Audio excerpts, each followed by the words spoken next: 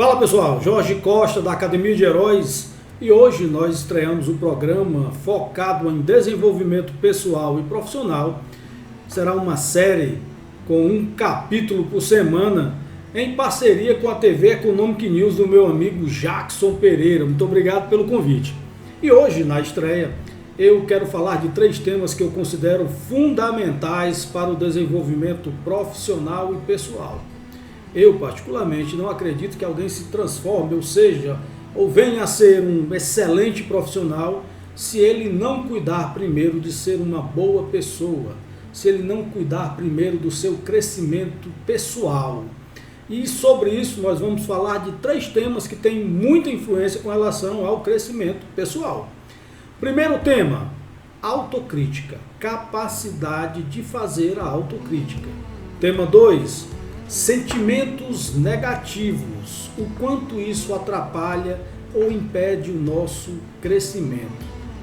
E o tema 3, o poder da palavra, qual a influência da palavra para o nosso desenvolvimento pessoal e profissional, para o interrelacionamento, por exemplo.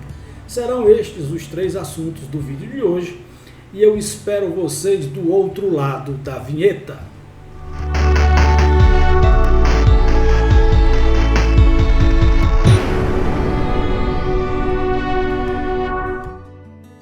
Vamos lá, a primeira das coisas que eu quero falar é sobre a capacidade de autocrítica. Como vocês estão vendo aí na tela, né? Se você não sabe quem é, como virá a ser o que deseja? Esta capacidade de saber com franqueza e honestidade quem somos é que nos permite traçar um caminho para onde desejamos chegar. Se você não tiver essa consciência, se você estiver ainda entorpecido, com a sua consciência entorpecida, incapaz de se olhar no espelho com franqueza e dizer você tem estes e estes defeitos, estas e estas virtudes, muito provavelmente você levará muito mais tempo para chegar onde você deseja, para ter uma evolução profissional e pessoal. Por quê? Porque olhar para si mesmo exige uma honestidade intelectual realmente grande, porque você terá algumas dores, né? Olhar-se no espelho e o espelho olhar para ti e dizer assim, você é medíocre, você é egoísta, você é arrogante. Ou olhar e dizer, você é empático, você é inteligente, você é solidário. Então, com esta franqueza para fazer autocrítica, você não vai ouvir só coisas boas, mas é isso que interessa. Ser franco o suficiente para dizer, você tem que diminuir estes vícios e ressaltar estas virtudes se você quiser ser uma pessoa melhor, se você quiser ser uma pessoa diferente. Isso só acontece de dentro para fora, não acontece de fora para dentro. É uma decisão pessoal que exige muita coragem, mas é imprescindível para você se transformar naquilo que você potencialmente é, uma pessoa melhor. Ponto 2. Pensamentos negativos ou corrosivos, como tem aí na nossa tela, tá? Se você não tomar conta desses sentimentos, dessas emoções, você vai ter problema na vida pessoal, profissional, amorosa, sentimental, seja lá qual for. Por quê? Porque estes sentimentos corrosivos ou negativos vão influenciar diretamente na sua ação, na sua interação social.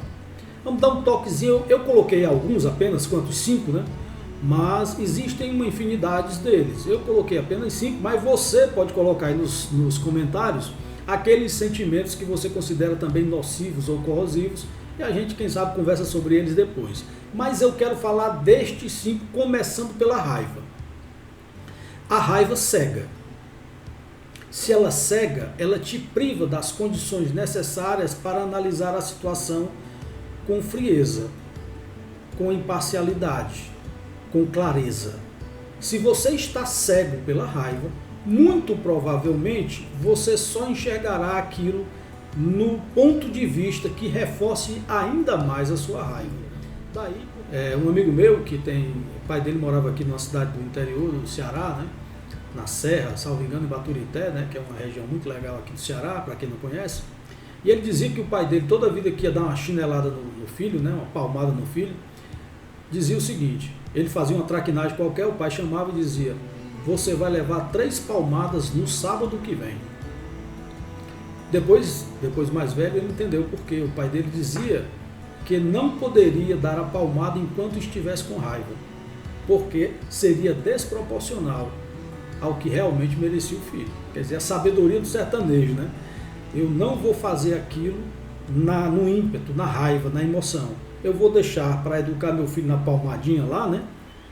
No sábado. Por quê? Porque eu estou absolutamente tranquilo, fora do espírito da hora, né? Da tensão do momento, e eu vou dar as 3 palmadas, ele vai saber que vai estar levando essas 3 palmadas por conta daquela presepada que ele fez na terça-feira.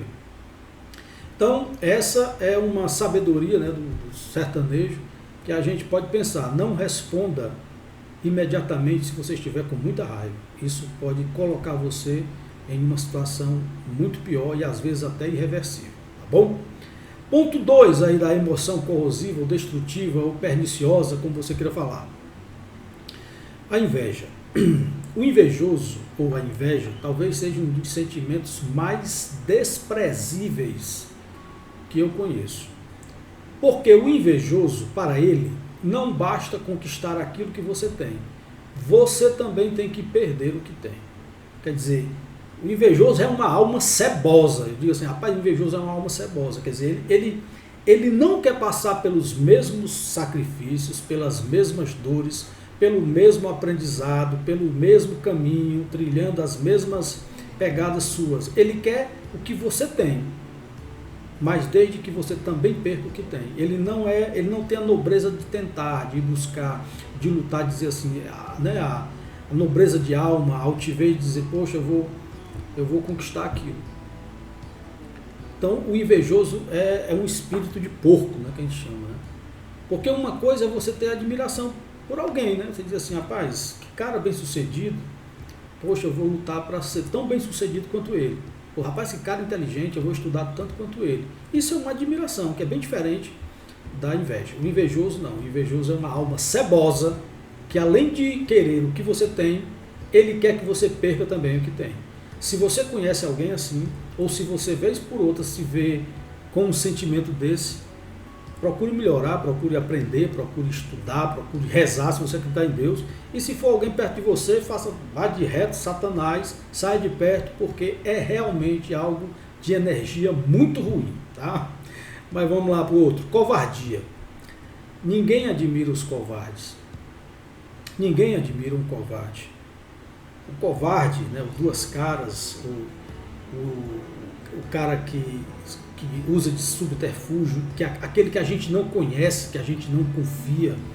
O covarde é um indivíduo, né, que ao longo da história foi desprezado, né, não entrou inclusive na história do ponto de vista assim, não existe um covarde herói. Não existe. Rapaz, um covarde é um herói. Não é. Ele é um covarde. Ele entra para a história como covarde.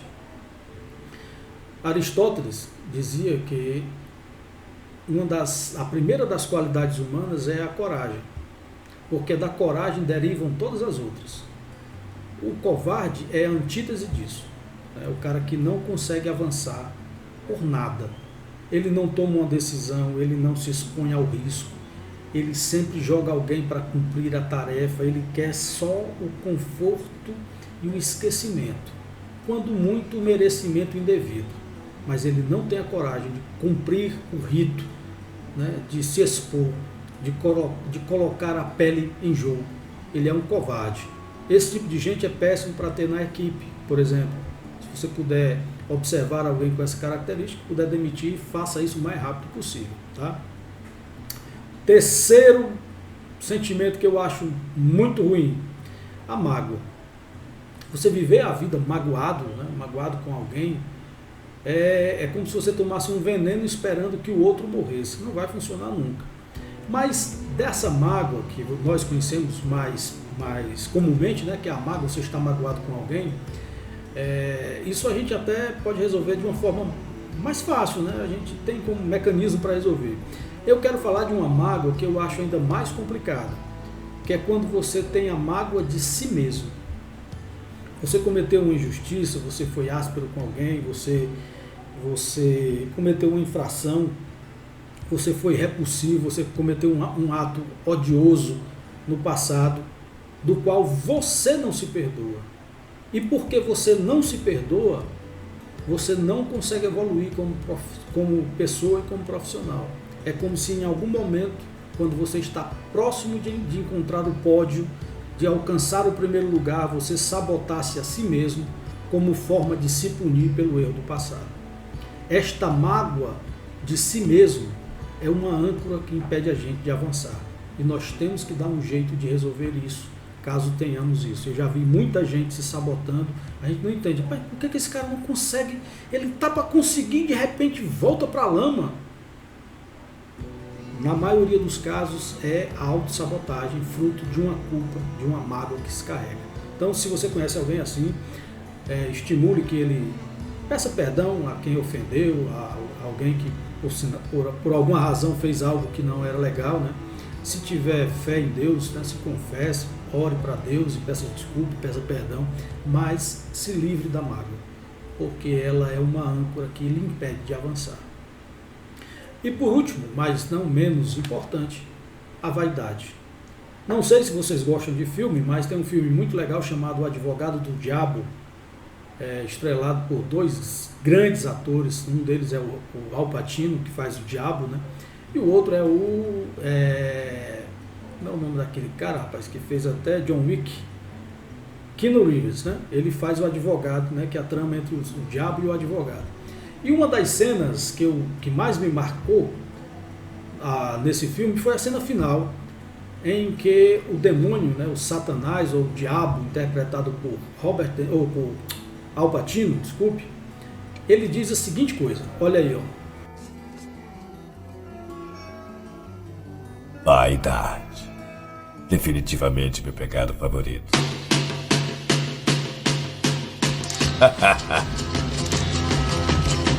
A vaidade é meu pecado predileto ou preferido.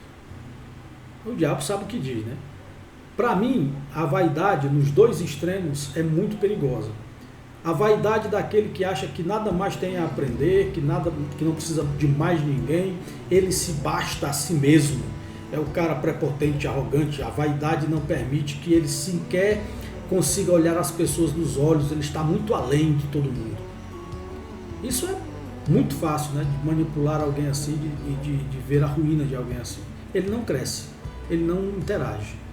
E o outro extremo, né, o cara que está na ponta de baixo, que acha que não vale nada, é um zero à esquerda, é o pozinho do cocô do cavalo do bandido. Ele se acha absolutamente inútil. Os dois extremos da vaidade são perigosos, porque podem levar à ruína. Então, o advogado do diabo, né, e o personagem tem toda a razão. Esses são alguns dos sentimentos que eu acho que a gente deve vigiar e trabalhar para, em caso eles apareçam, né, na nossa vida, a gente consiga se livrar deles. E se tiver alguém que nós conheçamos que tenha esses indícios, a gente possa, na medida do possível, ajudar esta pessoa a se livrar disso, porque são realmente sentimentos que atrasam a vida da gente. Antes de falarmos sobre o poder da palavra, eu quero reunir um pouco daquilo que nós já falamos, né, que é da autocrítica e do monitoramento desses sentimentos ruins que podem nos atrapalhar, e colocar uma coisinha que eu acho que deve servir também de alerta. Quando nós temos a autocrítica, quando nós conhecemos a nós mesmos, as nossas fraquezas e as nossas fortalezas, e quando nós monitoramos os sentimentos negativos para que a gente possa viver um pouco melhor, isso facilita muito a interação com as pessoas. A gente passa a ser, inclusive, mais empático, né? Se colocar no lugar do outro. E se colocar no lugar do outro, meu povo, é hoje fundamental. É uma das características mais estimadas de um líder, né? A capacidade de se colocar no lugar daquele a quem ele lidera e dizer assim, por que ele pensa isso? Por que ele está assim? Por que ele sente? Por que ele tomou essa medida? E a partir daí, entendendo esse ambiente, entendendo as razões, ele começa a alinhar a equipe para o lugar certo. Dá uma olhada nessa frase. A percepção é real, mesmo que não seja realidade. É uma frase de um psicólogo chamado Edward de Bono, né? Então, vamos raciocinar um pouquinho sobre a frase. a percepção é real, mesmo que não seja realidade. Isso quer dizer que só existe o que é percebido. Se eu não percebo, não existe. Daí o erro de alguns empreendedores, empresários, e um erro mesmo nosso do cotidiano, em imaginar que aquilo que a gente acredita é o que o outro enxerga. Ah, o meu produto é excepcional. O cliente percebe? Porque se o cliente não percebe o produto como excepcional, ele não é excepcional. Ah, mas eu sou muito inteligente, eu sou muito proativo, eu sou muito eficiente e eficaz. As pessoas percebem isso em você? Porque se elas não percebem, você não é. Porque é a percepção que dita a realidade, segundo o Debon. Quer dizer, se você não é percebido daquele jeito, você não é daquele jeito. Só é para você, e só para você, paciência, é legal quando a gente, né, tem essa autoestima de dizer que é genial, espetacular, maravilhoso e tal, mas a interação com o mundo externo, né, fora da sua própria opinião, conta, né? Então, dizer que é maravilhoso, que tem o melhor produto, que tem o melhor atendimento, que tem a melhor equipe de venda, se não tem resultado, se não tem percepção, se as pessoas não percebem, não é. Dá uma olhada nessa imagem. Ó. Quem é que está certo aí? O cara que diz que é 6 ou o cara que diz que é 9? Aí você pode dizer, Jorge, os dois estão certos. Beleza, vamos lá. O fato de eu não saber a verdade e você não saber a verdade, não quer dizer que a verdade não existe. Tá certo? Alguém vai estar certo aí. Mas a simples constatação, a simples visualização da imagem ainda não me diz quem está certo. Qual é a postura, a sua postura, né? Se você estiver buscando a verdade, se estiver liderando, se estiver na família, se estiver educando os filhos, você tem que buscar a verdade e não está certo. Né? São duas coisas distintas. Você pode, encontrando a verdade, estar certo, mas você não pode modificar a verdade para estar certo. Deu para entender a diferença? Qual é a postura aí para saber o que é, quem é que tem razão? Primeira coisa, averiguar o que este número está fazendo ali, por que ele está acolá, né? Se ele for fruto de uma operação 3 mais 3, quem está certo é o rapaz que está vendo 6. Se ele for fruto de uma operação 3 vezes 3, quem está certo é o rapaz que está vendo 9. Mas antes de dizer eu estou certo, você tem que ter a humildade de pensar que pode estar errado e procurar as razões e as informações que lhe permitam dizer, amigo, é um 9, ou amigo, é um 6. Antes disso, qualquer atitude pode ser precipitada. Lembre disso quando for tomar uma decisão ou criticar alguém. Se você não tem todos os dados, leve em consideração que o errado pode ser você. Beleza? Dito isso, vamos para o nosso terceiro tema, o poder da palavra. Pessoal, vocês lembram como foi criado o mundo? Alguém lê a Bíblia aí? Eu leio pouco, mas leio. Há alguns anos eu estava dando uma aula, né, na nossa Academia de Heróis, estava dando uma aula sobre o poder da palavra e eu acabei me deparando com a criação do mundo. Lembra como foi criado? Dá uma olhada aí, ó. O mundo foi criado com um comando de voz. Eu vou até fazer a voz assim de Deus aqui, ó. E Deus disse, haja luz e houve luz. Deus disse. Por que Deus disse? Para quem Deus disse? Não havia ninguém com Deus, uma lagartixa, um calango, um avestruz, uma sogra, um cachorro. Deus estava só. Então, por que não tem na Bíblia e Deus pensou? Eu fiquei pensando sobre isso e me veio à mente, não deve ser uma explicação teológica correta, mas nesta minha aula que fiz há alguns anos, eu comecei a pensar sobre isso. E me veio a seguinte ideia. Deus disse porque a palavra tem tanto poder que até Deus teve que usar a palavra para fazer o mundo. A palavra é ação. No princípio era o verbo é ação. Então, a palavra é tão poderosa que até mesmo Deus teve que usar a palavra para transformar aquilo que ele imaginava em uma coisa real no mundo, né, como nós vemos hoje. Então, a palavra tem muito poder. Daí você tem que ter muito cuidado como a utiliza. E se você acha que isso só existe no Antigo Testamento, a gente pode dar uma olhadinha nisso também no Novo Testamento. Vamos lá.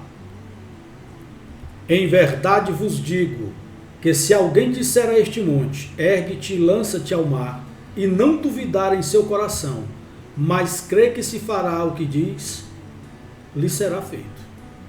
Mais uma vez, não basta crer, tem que crer e dizer. Ele tem que dizer a este monte. Mais uma vez a palavra tem força, mais uma vez a palavra tem poder. E é preciso que você tenha essa consciência, que você pense muito nisso ao interagir, a reclamar, quando for reclamar de alguém, quando for elogiar, né? Há uma regra muito simples que diz: elogie aos gritos, critique no pé do ouvido. Então, se você quer ser um bom líder, né, nós vamos falar muito sobre liderança depois, comece a pensar assim: todo o elogio deve ser feito em voz alta para que todos saibam, e a crítica no pezinho do ouvido. E ainda tem um detalhe: mesmo quando você elogiar aos gritos, cuidado para que o elogio que você faz a A não faça o B se sentir um inútil e um desprezível. Não use o elogio do A para humilhar o B ou o C. Até nisso você tem que ter cuidado.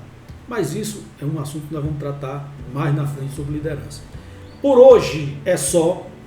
Estes são os assuntos que nós escolhemos para estrear nosso programa, que vai acontecer toda semana, né? E o Jackson aí da TV Economic News é que vai dizer qual é o dia, nem sei ainda, tá?